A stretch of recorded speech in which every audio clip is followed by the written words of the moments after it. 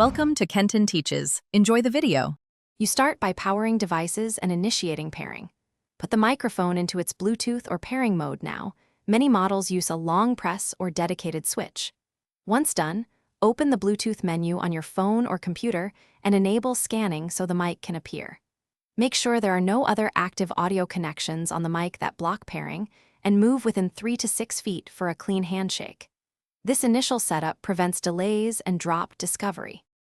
Now choose the microphone from the Discovered Devices list and tap or click to pair. If a PIN or confirmation appears, enter the default code like 0000 or 1234, or simply accept the prompt. This step authenticates the connection.